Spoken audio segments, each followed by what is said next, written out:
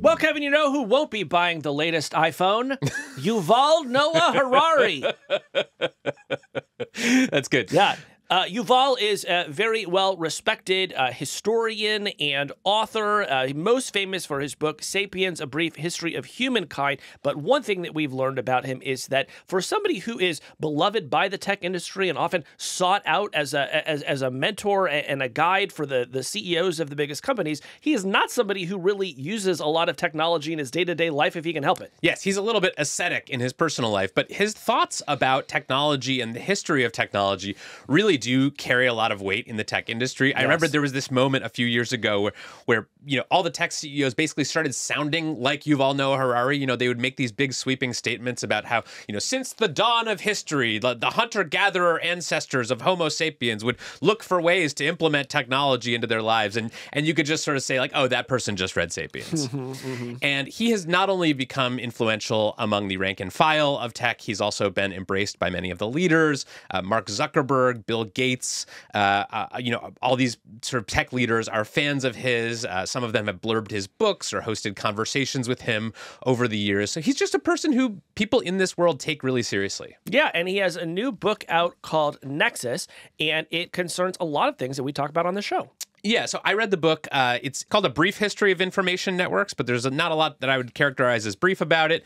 It's a very big book. It's a very thorough book. It's very sweeping. And I would sort of say it's kind of two books in one, right? It's got this sort of capsule history of information networks going all the way back to sort of the dawn of the printing press and how that sort of helped and didn't help sort of fuel the Enlightenment. He talks about, 20th century information sharing in things like Soviet Russia.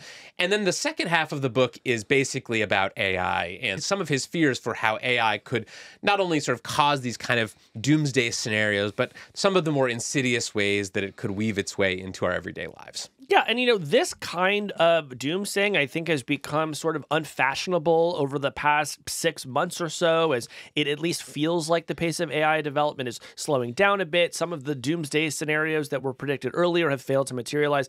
And so this book really brings us back to the sort of folks who have never stopped being worried and think that the risks are just as great as they ever have been. Yeah. And at the same time, he's also a person who has written about some of the positive things that could result from AI. So I was just sort of interested by kind of his embrace of the sort of more pessimistic view of AI and maybe how he balances that against some of the things that he thinks could be good about this technology. Let's bring him in. Yuval Noah Harari, welcome to Hard Fork. Thank you. It's good to be here. So, like everyone else in Silicon Valley in the tech world, I read Sapiens. I've read a bunch of your other work since then and really enjoyed it. And I read your new book, Nexus, which just came out. And I think what might surprise some of your fans in the tech industry about this book is that compared to some of your previous work, I would describe it as fairly grim. In some of your previous books, you wrote about both those sort of positive and negative things that might come from future technologies like AI.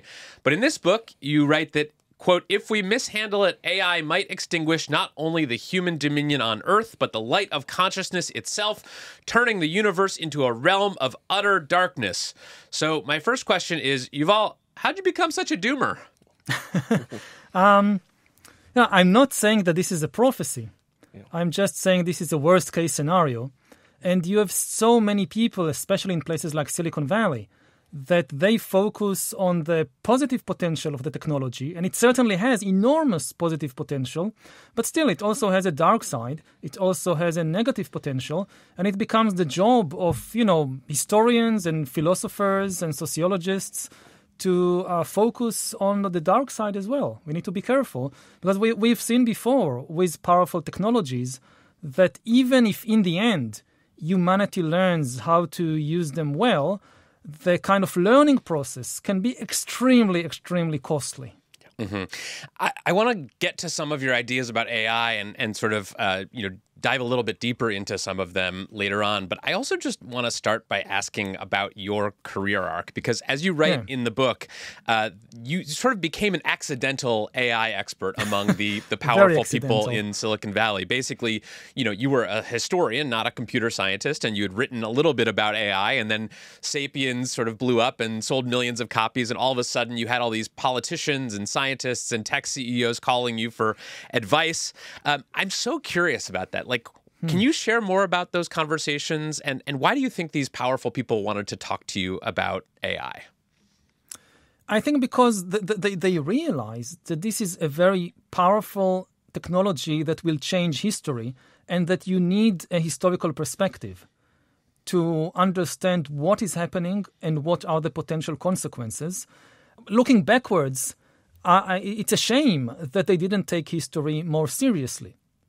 Because there are many, even though AI is completely different from every previous technology in history, and we can discuss why, there are still many relevant lessons that you could have learned from previous revolutions in information technology, like the invention of the printing press. One thing I heard over and over again in places like Silicon Valley is this naive, rosy view of the history of information, which says that you invented the printing press, and as a result, we got the scientific revolution. And the more information moves in the world, the better things become. And this is nonsense.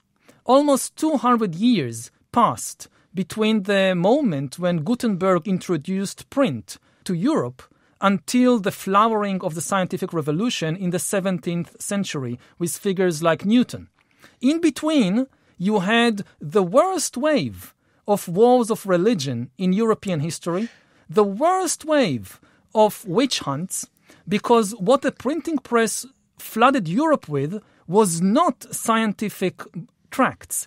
It flooded Europe with extremist religious literature, with witch-hunting manuals. These were the big bestsellers. Yeah, I love that part of your book, because you do talk about some of the bestsellers in like 15th century Europe being these kind of like insane conspiracy theory books about witchcraft and how to spot witches, just these outrageous conspiracy theories, including one book that became a mega bestseller that claimed that witches literally stole men's penises and collected them in boxes. Yeah, so this was the hammer of the witches. There was a Christian inquisitor who tried to go on this kind of do-it-yourself witch hunt in the Austrian Alps in the late 15th century. And the local church authorities, they said this man is crazy, and they stopped his inquisition, his witch hunt. So he took revenge through the printing press. He wrote The Hammer of the Witches, which is a do-it-yourself manual which exposes this worldwide conspiracy of witches led by Satan trying to destroy humanity. And it was full of these really, just to give you a flavor of the book. So yes, there was a chapter about how witches steal penises from men. And like evidence, as evidence, he brings this story of a man who wakes up in the morning and finds his penis is gone. So he suspects it sometimes happens, yes. So he suspects the local village witch. So he goes to the witch and kind of coerces, says, "Bring me back my penis." So the witch says, "Okay, climb this tree," and you find a bird's nest at the top of the tree. And the man climbs the tree, finds the bird's nest. Inside the bird's nest, you have these several penises that the witch stole from different men in the community. And she says, "Okay, now you can take yours." And instead, he takes the biggest one, of course. So the witch says, No, you can't take this one. This one belongs to the parish priest." Right. Now, this was the #1 bestseller. I can see why. This is very good. It's very good. Yeah. Yeah, unfortunately, it was marketed as nonfiction, which is a real mistake by the publisher. So you have these stories about these sort of insane, examples from our history of how more information does not always make us more virtuous or more informed. And I've just been fascinated to sort of watch your interactions, the ones that I've seen publicly, at least, with leading people in Silicon Valley, because especially this conversation you did with Mark Zuckerberg back in 2019, this was part of his personal challenge for the year to kind of tape himself having a bunch of conversations with public intellectuals, people he admired. And you were one of the people that he picked to talk to. And it's just a fascinating conversation and very bizarre because Mark Zuckerberg basically spent the whole conversation saying, well, I believe that connecting people online and helping them communicate is good. And you basically spent the whole interview telling him, well, this is sort of not how it's gone historically. And usually helping people communicate has some bad consequences too. And it seemed like he just couldn't really process it or didn't want to believe that what you were saying was true. I'm curious, is that how a lot of your conversations with tech CEOs go, where you just basically tell them, look, new technology can be good, but it can also be bad, and they kind of don't understand what you're saying? Some of these conversations are like that. And again, I try to emphasize that I'm not against technology. I think it can do immensely good things for humanity. I often give the example of my own life, that I met my husband online in 2002 in one of the first kind of social media sites for the gay community. I grew up in Israel in the 1980s, 1990s. It was a very homophobic society. I grew up not in Tel Aviv, but in this small suburb of Haifa. I didn't know anybody who was gay. And how do you meet guys? It was very difficult. Right. And then the internet came along. And the internet and social media, it did wonders for these kind of dispersed minorities like gay people. I mean, gay boys are not born into a gay family in a gay neighborhood, like, Jewish boys. So it's difficult just to find each other. And social media did wonders for me personally. So I'm not saying, okay, let's stop all this technology and go back to the Middle Ages. It's just we need a more balanced view. I mean, when you're looking backwards, for instance, at Facebook, with the way that the Facebook algorithms have contributed to what happened in Myanmar, the ethnic cleansing campaign there against the Rohingya, by deliberately spreading conspiracy theories and anti-Rohingya propaganda in pursuit of increasing user engagement. And what we know from these kind of internal documents that were released from Facebook is that by 2018, 2019, people in Facebook knew what happened. They understood the danger. So it's not like they were completely oblivious to it. Yeah, I mean, both Casey and I covered that story of what happened with Facebook in Myanmar. And it is a big example that you use in your book of sort of how algorithms and AI can facilitate violence as they did there. But that was also a spot where I found myself really wanting to challenge what you had written, because you wrote about the Myanmar story as something that proved that algorithms and AI could have their own sort of agency by lifting up sensational stories, by making it possible to fuel ethnic violence because the news feeds are just showing everyone the most sensational, outrageous thing. And I read that and I thought, well, there were a lot of humans involved in those decisions, too. People who worked at Facebook who knew that they had a problem in Myanmar and didn't do anything to try to stop it. So do you think that you're kind of letting the humans off the hook by placing so much emphasis on how the algorithms help fuel ethnic violence? When in that section in the book, when I distribute kind of the blame, I say the algorithms carry maybe 1% of the blame. I still allocate 99% of the blame to human beings, mostly human beings in Myanmar. Again, it's also very unfair would be to place most of the fault on Facebook. No. I mean, most of the fault was of the army chiefs and the junta in Myanmar and the extremists there, but there was a contributing effect from Facebook and from its algorithms. I focus on this example as by saying that, this is the first time that non-human intelligence contributed maybe 1% of the responsibility for an ethnic cleansing campaign. It's a warning sign for the future that if you give a lot of power to a non-human intelligence and you give it a certain goal, you cannot predict how the non-human intelligence will try to achieve that goal. This is where the agency aspect of AI comes into its own. With a printing press, every decision had to be made by a human being. When like thousands of copies of The Hammer of the Witches were spreading across Europe, every copy, it was a human being who decided, let's print another copy of The Hammer of the Witches. But with conspiracy theories in Myanmar, many of the day-to-day decisions were not done by any human being. And that's a huge, huge difference. So I hear what you're saying about the power that these algorithms have to promote certain views, to maybe lean further into hate or to fear. I also feel like sometimes we talk about algorithms in this way that almost ascribes like mystical powers to them. Like you see this in a lot of the current discussion around regulating social media in the United States. It's, well, algorithm-based social media.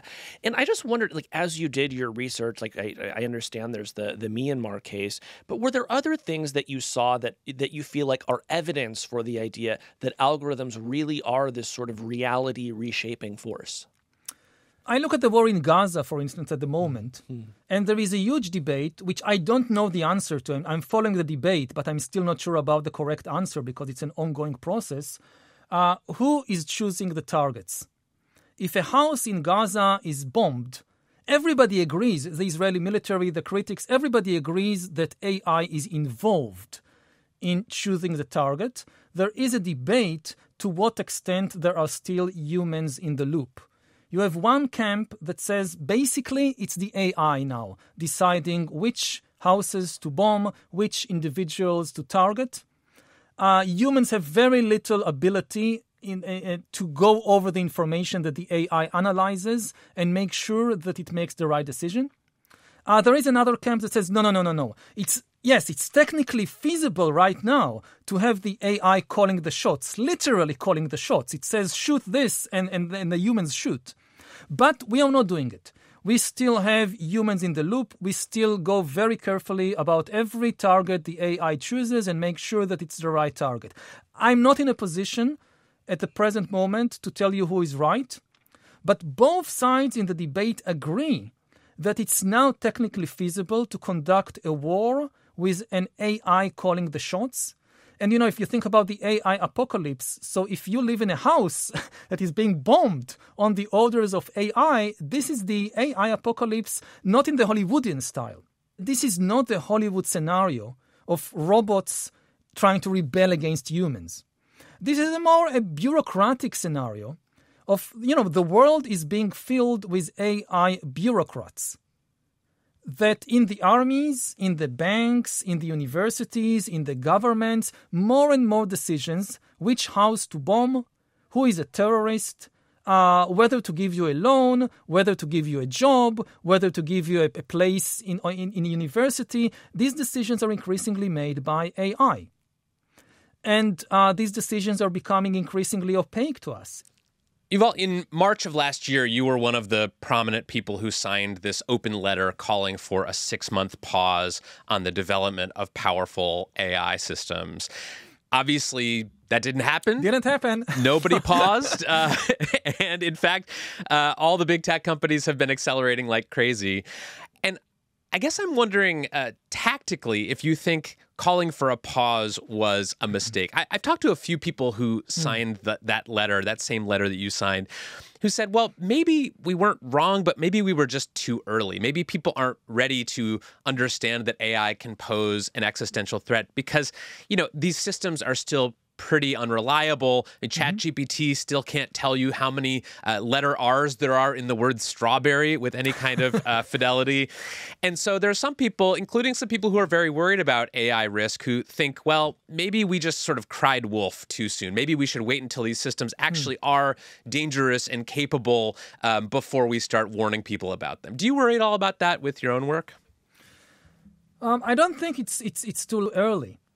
In many ways, maybe it's too late. If you look at the situation of democracies around the world, for instance, the democratic conversation is breaking down. Not just in the US, but all over the world. You look at Israel, you look at Brazil, you look at the Philippines. We have the most sophisticated information technology in history, and we are losing the ability to talk with each other, to hold a reasoned debate with each other. And democracy really is on the brink of collapse. And nobody knows for sure why it is happening. There are, these specific explanations for every country. Like there are the unique social and political conditions of the United States. But when you see the same thing happening at the same time all over the world, it can't be the whole explanation.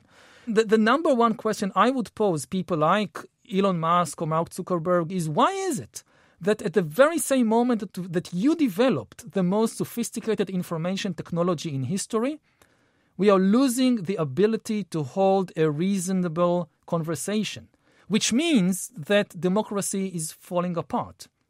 And we should have this conversation, we should have this discussion now, not in 4 years or 10 years when it's definitely too late.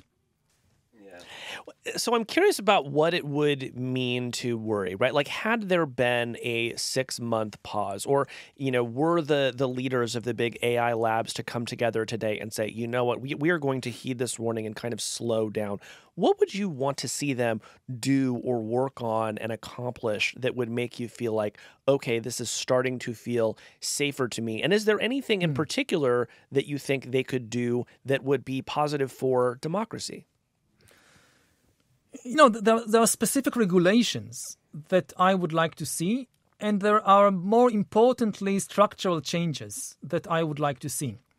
If we speak about regulations, the two most obvious and necessary ones are to make corporations liable for the actions of their algorithms. Not for the actions of their users, but for the actions of the algorithms. If somebody posts a hate-filled conspiracy theory on Facebook or Twitter, this is not the responsibility of Facebook or Twitter, in my view, and I don't think they need to censor them. But if the Facebook or Twitter algorithm deliberately promotes and spreads this conspiracy theory, this is on the company. This is not on the users. So they should be liable for the actions of their algorithms. And the other main thing, we need a ban on bots pretending to be humans. AIs are welcome to join the conversation, but only if they identify as an AI. Again, democracy, we can imagine it as a group of people standing together, talking, having a conversation. What happens if suddenly a group of robots join the circle and start speaking very loudly and very persuasively and even very emotionally, and you can't tell the difference who is a robot and who is a human being? If democracy is a conversation between humans, this is the end of democracy. So again, the robots are welcome to join only if they identify as robots, as AIs. So this is the other regulation. But of course, these specific regulations are very limited because we can't anticipate how the AI revolution will continue and accelerate in the coming years and decades. So what we need are structural changes. What we need is, first of all, a higher investment in safety. Like if in the industry it becomes the standard that when you develop a new powerful AI, so 20% of the budget and 20% of the human talent is working on making sure that this thing is safe. And when I say safe, I also mean socially and politically and psychologically safe for humans. I would be happy with that. Yuval, I'm very curious about your own interactions with technology and your relationship to technology in your own life. Do you use any AI tools? Do you use ChatGPT for research or writing or just stuff in your personal life? I use it sometimes for translations, and it does an amazing job. As a person who is a specialist in language and words, I'm amazed by how good the technology has become so quickly. Like a couple of years ago, the general idea was that AI will never master language. And now I look at the texts produced by AI, whether, translated or just originated by AI, and it has such a good grasp of, for instance, the connotation of different words, of the semantic field of words. It knows how to weave an argument, a story. Some people say, this is just, glorified autocomplete. It's not. You see that you read a long story or essay, and, it's sometimes full of hallucinations and mistakes or whatever, but it's really a story. It's really an essay. There is a logic there. There is a narrative there from beginning to end. This is really amazing. And I rely on it to some extent. And I'm not against using these technological tools. It's just that because of our historical experience, we should be aware of the dangers of the dark side and make sure that we use technology for our purposes instead of being used by it. Yeah. What about smartphones? A few years ago, you told an interviewer that you didn't own a smartphone. Yeah. Do you now? Yes, unfortunately, I had to, at some point, there were just too many services. Healthcare, transport that I couldn't access. Yeah. So I now have this kind of, not emergency smartphone, but often asleep. So right now... You tuck it into bed at night? And... not at night. I mean, but I definitely don't place it near my bed, and it's not the first thing that I check in the morning. Now I came here to the New York Times offices to do this interview, so I left the smartphone in the hotel. I don't want to be all the time with it, relying on it, developing a symbiotic relationship with it. That's crazy to me. It would be terrifying to me to be in a city I don't live in on my way somewhere to do an interview. And I mean, the Hard Fork, obviously one of probably the most important interviews that you'll do, Yuval. And to not have your smartphone, what if you get lost? I mean, why should I get lost? I mean, New York City. He's a pretty smart guy. Yeah. After reading your new book, I feel like I have a fairly good idea of your views on AI specifically, some of the positives, also some of the negatives. A question we ask a lot of people who come on this show is about their PDoom, right? Their probability prediction that AI will cause some catastrophic event or maybe even destroy us. What is your PDoom right now? I think that kind of total extinction is a very small, very low probability, but it's still there, so we need to take it into account. What does low mean? Is it like 1%, 10%? Something in that area. I mean, I still have trust in humanity that we won't go that far. My main fear, again, as a historian, is simply a repeat of the last disaster. I think about the Industrial Revolution of the 19th century as the model. Of course, there are many, many differences. But basically, you look at the Industrial Revolution, and of course, you had all these doomsday scenarios in the early 19th century, or the Luddites, saying these machines of iron and steam, they will destroy humanity. And people today in Silicon Valley, they like to laugh about it and say, look, nothing happened. I mean, we now have the best societies ever, thanks to these machines of iron and steel. And it will be the same, we promise you, with the machines of silicon. But when you take a closer look at the history of the 19th and 20th century, you realize the Luddites were not entirely wrong.